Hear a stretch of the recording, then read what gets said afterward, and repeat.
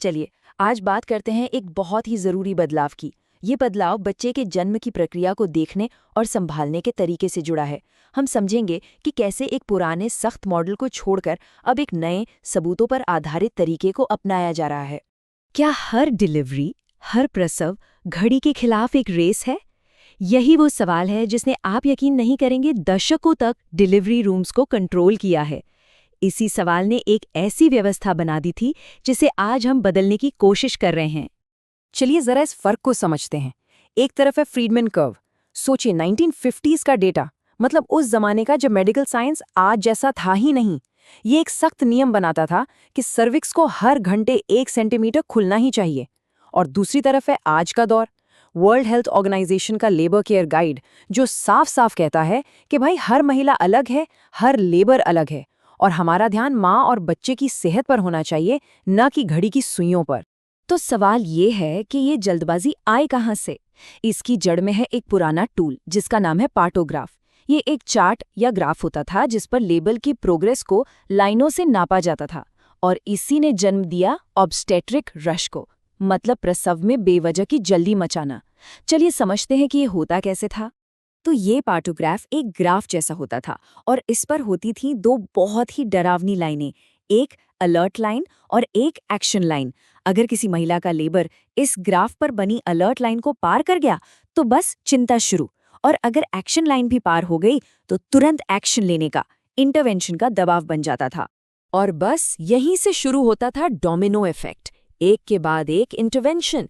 जैसे ही लेबर को धीमा बोला गया, उसे तेज करने के लिए पानी की थैली फोड़ दी, फिर संकुचन बढ़ाने के लिए ऑक्सीटोसिन की ड्रिप लगा दी, और अक्सर इसका अंत होता था एक अनचाहे सी सेक्शन में। लेकिन अब हमारे पास एक बहुत बेहतर तरीका है, WHO का लेबर केयर गाइड। ये एक मॉडर्न और ज्यादा समझदारी वाला टूल है जो लेबर रूम में देखभाल के तरीके को बदल रहा है। इसका मकसद सिर्फ एक हेल्दी बच्चा पैदा करना नहीं है, बल्कि एक पॉजिटिव बर्थ एक्सपीरियंस देना है। मतलब अब सिर्फ ये नहीं देखा जाता कि सर्विक्स कितना खुला, बल्कि माँ और बच्चे की पूरी सेहत पर, उनके कंफर्ट पर ध्यान दिया जाता है। अब एक बहुत ही दिलचस्प और ज़रूरी बात, आज की साइंस हमें बताती है कि लेबर का जो असली एक्टिव फेज है ना, वो 6 सेंटीमीटर के बाद शुरू होता है, 4 सेंटीमीटर पर नहीं जैसा पहले सोचते थे। तो 6 सेंटीमीटर से पहले का जो समय है वो है लेटेंट फेज। इसे आप तैयारी का दौर कह सकते हैं। इस टाइम पर शरीर अंदर ही अंदर बहुत काम कर रहा होता है, सर्विक्स को नरम और पतला कर रहा होता है, और इसी शुरुआती स्टेज पर 1 सेंटीमीटर प्रति घंटे की प्रोग्रेस की उम्मीद करना, बस यही सबसे बड़ी गलती थी जो बेवजह के इंटरवेंशन की वजह बनती थी। तो अगर हम घड़ी की सुई नहीं देख रहे हैं तो फिर क्या देख रहे हैं? मॉडर्न केयर में प्रोग्रेस को नापने के लिए 4 मजबूत पिलर्स हैं, या कह लीजिए कि 4 स्तंभ हैं। ये 4 स्तंभ हैं। पहला, बच्चे की धड़कन। दूसरा, सर्विक्स का खुलना और बच्चे का नीचे खिसकना। तीसरा, कॉन्ट्रैक्शंस की क्वालिटी। और चौथा, जो सबसे जरूरी है, माँ की खुद की भलाई। पहला और सबसे जरूरी पिलर, बच्चे की हार्ट रेट। एक हेल्दी बच्चे की धड़कन 110 से 160 बीट्स पर मिनट के बीच रहती है। ये हमारे लिए सबसे बड़ा सेफ्टी इंडिकेटर है कि बच्चा अंदर ठीक ठाक है। दूसरे पिलर को समझने के लिए एक कुएं की मिसाल सोचते हैं। सर्विक्स का खुलना यानी डायलेशन वो कुएं का मुंह है, लेकिन बच्चे का नीचे खिसकना यानी डिसेंट वो बच्चे का कुएं में नीचे उतरना है। दोनों साथ में होंगे तभी तो असली प्रोग्रेस होगी। तीसरा पिलर है लेबर का इंजन यानी कॉन्ट्रैक्शंस। अच्छे प्रोग्रेस के लिए 10 मिनट में 3 से 4 मजबूत कॉन्ट्रैक्शंस आने चाहिए। सीधी सी बात है, अगर इंजन सही से चलेगा तो गाड़ी आगे बढ़ेगी। और चौथा पिलर, जो शायद सबसे बड़ा बदलाव है, वो है माँ का ख्याल रखना। देखिए, लेबर में डर और टेंशन से दर्द बढ़ता है और ये एक खतरनाक साइकिल बन जाता है। इस साइकिल को तोड़ने के लिए ही एक बर्थ कंपेनियन का साथ होना, चलने फिरने की आज़ादी और पानी जूस पीते रहना बहुत ज़रूरी है। ये माँ को इमोशनली और फिजिकली सपोर्ट देता है। तो इन 4 पिलर्स को समझने के बाद चलिए अब कुछ आम मिथकों को तोड़ते हैं जो अक्सर लोगों को परेशान करते हैं। एक बहुत बड़ा डर कि अगर 8 घंटे हो गए और डिलीवरी नहीं हुई तो मतलब लेबर रुक गया है और अब तो सी सेक्शन ही होगा।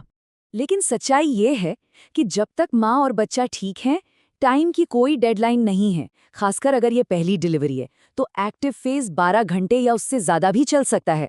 मॉडर्न केयर घंटों पर नहीं, बल्कि ओवरऑल सिचुएशन पर फोकस करती है। एक और गलतफहमी कि मॉनिटरिंग के लिए बिस्तर पर ही लेटे रहना पड़ता है। जबकि असलियत तो बिल्कुल उल्टी है। चलने फिरने या सीधे बैठने से ग्रेविटी अपना काम करती है और बच्चे को नीचे आने में मदद मिलती है। उल्टा पीठ के बल लेटने से तो बच्चे तक ऑक्सीजन का फ्लो भी कम हो सकता है। हाँ, पेशेंस रखना जरूरी है, लेकिन इसका ये मतलब नहीं कि हम खतरों को अनदेखा कर दें। ये जो लेबर केयर गाइड है, ये एक सेफ्टी नेट की तरह भी काम करता है। इसमें साफ साफ बताया गया है कि कब एक्शन लेना जरूरी है।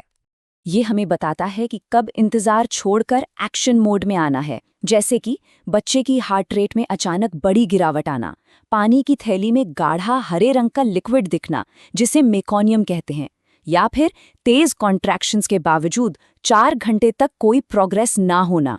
ये वो रेड फ्लैग्स हैं जब डॉक्टर का इंटरवेंशन बहुत जरूरी हो जाता है। तो आखिर में इस पूरी बातचीत का सार क्या है? डॉक्टर प्रशांत की ये बात इस पूरी सोच को बहुत खूबसूरती से बताती है। प्रसव एक मैराथन है, स्प्रिंट नहीं। हम हर किलोमीटर में हाथ थामने के लिए यहाँ हैं। ये दिखाता है कि डिलीवरी कोई रेस नहीं है, बल्कि एक सफ़र है, और मॉडर्न केयर का मकसद इसी सफ़र के हर मोड़ पर साथ देना है, ताकि ये माँ और बच्चे दोनों के लिए सेफ और यादगार हो। तो अब सोचने वाली बात यह है कि क्या ये जानकारी बच्चे के जन्म को देखने के हमारे तरीके को बदल सकती है?